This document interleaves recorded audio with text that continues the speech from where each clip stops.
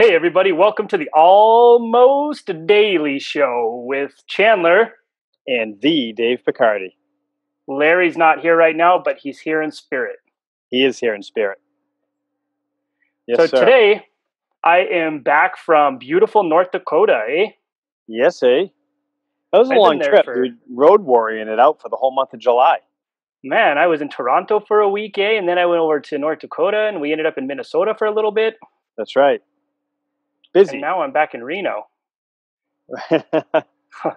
Yeah, busy. It's like we did public speaking in Toronto to a bunch of people about long-term sustainable marketing and business practices.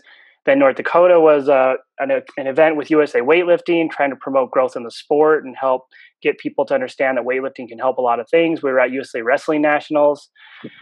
So we're definitely road warriors, willing to go anywhere and speak anywhere and then throw really good after parties. I think that's just our specialty. That's true. Just because we like people and relationships. Yeah, I don't know how much, actually, I know we got a lot of business, but I don't know how much business we got out of all this, but we have a lot of new friends. Yeah, and it's the idea of like long-term sustainability. People are going to follow us for a long time, and eventually we'll build up enough trust to where they'll want to buy our services. Play that long-term game. That's right. So we've had some good conversation going today around email marketing.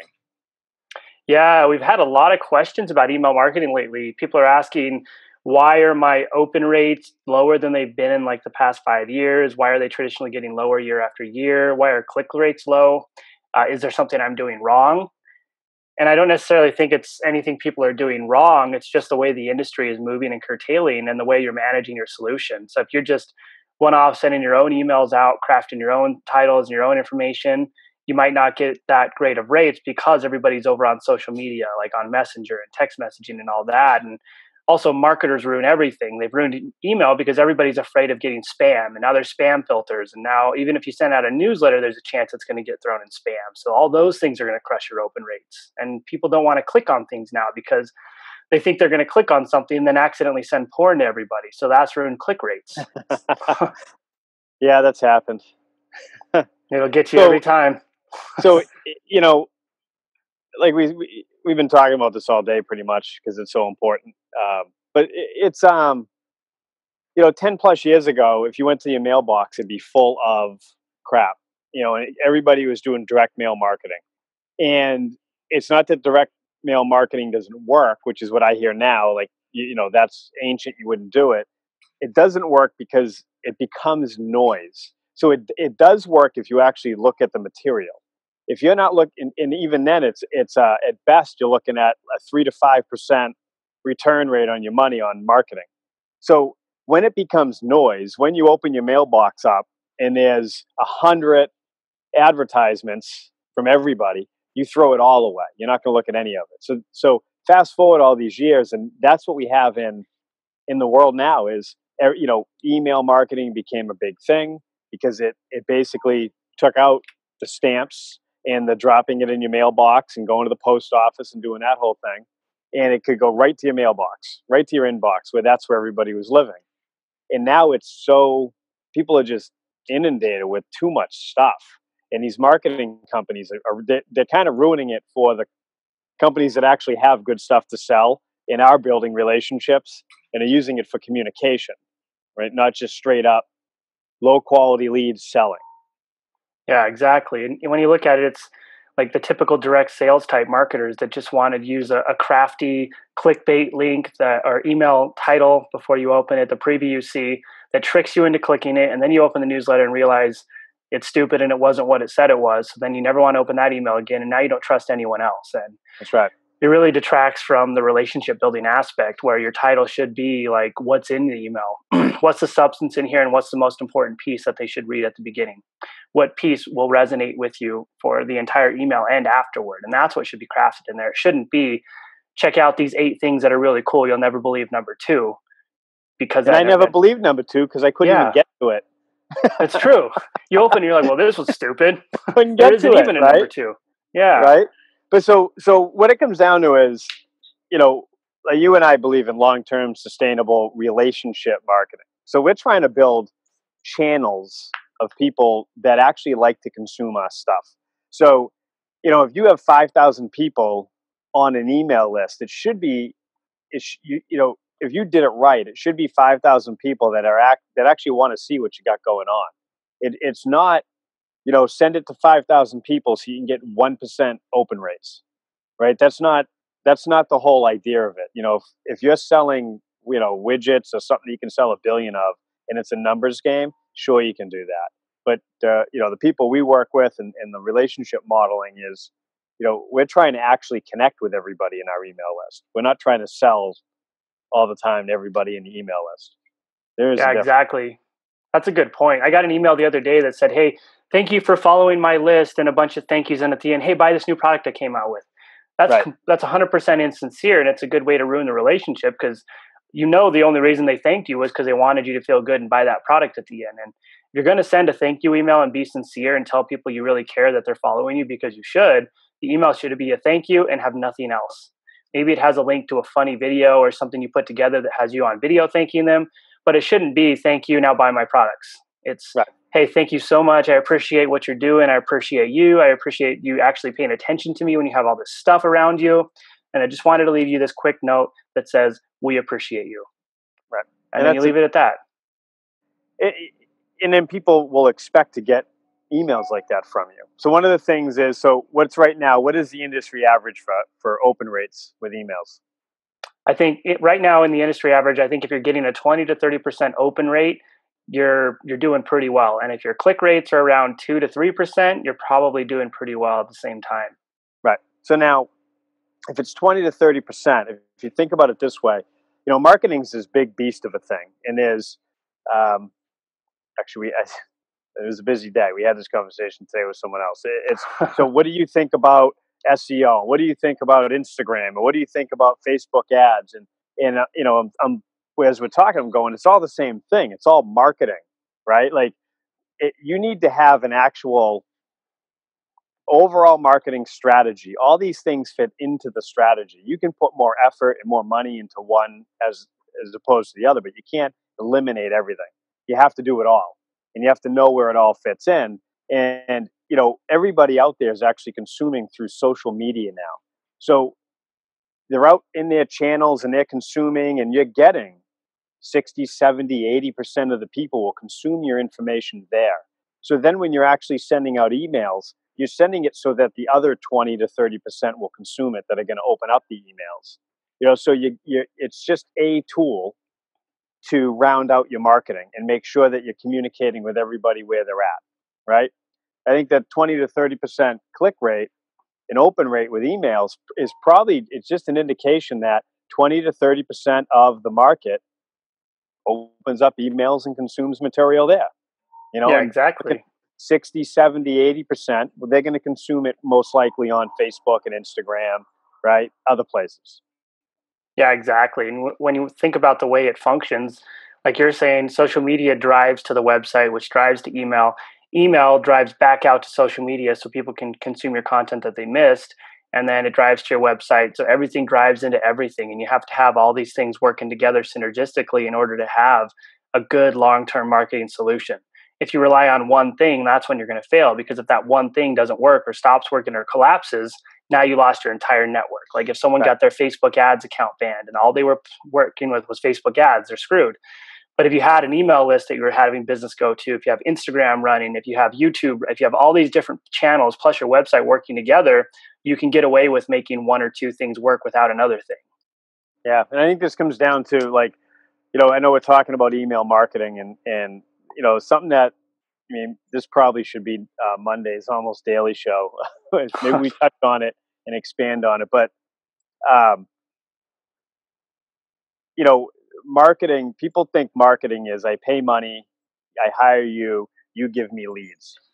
And that's one side of marketing. And that's actually the side where we're saying if you get, 3, 4, 5% return, you're doing well. What the world's turned into is and this is what we've really gotten tuned into, is relationship marketing. You can't just hire somebody to say, hey, I want to have a better presence on Facebook and I want to have a better presence on Instagram. You got to put the work in. You got to actually do the social work of going in there in building friendships and trust and networks and actually create an audience, which takes years to do, right? And so that's also part of marketing, and you can't ignore it. And so you can, when you're tying the emails in, it's just all part of a long-term nurture campaign to touch people any way possible and frequently, right? But Yeah, you can't not exactly. have it, regardless of the system you're using. You can't not have it if you're in business. Yeah, that's it. Sometimes we often see that people want like a magic solution that's going to fix things immediately, but there is no. You're going to put a band-aid on it, but then you're going to be in more trouble 3 months down the road. And we practice relationship based marketing at an ethical level. So that's when we tell people we're not going to do something that's going to help you tomorrow. We're going to set you up so that way in 12 months, 18 months, 24 months, you're running smooth and you're sailing smooth and you're in a really good position, and you're not dive bombing and then trying to climb back out and diving back out. And Right. everything we do is going to work along the entire pathway, but it's also going to lead into something else that leads into something else. And we're going to tell you when you need to pivot shift. It's like a symbiotic relationship where we become part of the business or part of the marketing agency for the business or the marketing piece. Right. Very important. So then when you get into different levels of email marketing, so let's talk about that real quick, and then we can finish this thing up. But so, like we work with Infusionsoft, and we're Infusionsoft partners, and it's more than just email marketing. There's a lot the system's a professional system. So we have a big helicopter going over. So Huh. you can go with the lesser system, which is fine, that you have to manage and all that, and it's like things like Mailchimp. What out like what when you're using an email system, what are the things you need to look for? Yeah, the big things on using an email system is you need to look at what resources do I have available to manage and build this? What level is my expertise at? And what does my budget look like? Now, if you're at like a level to where you have zero resources, zero budget, and zero help, you're going to want to look at a solution like MailChimp that's going to be free and easy to set up, like automated emails to go out for when clients purchase things or anything like that. And it's going to be easy to set up a newsletter. And at the most, it's probably going to cost you $20 a month.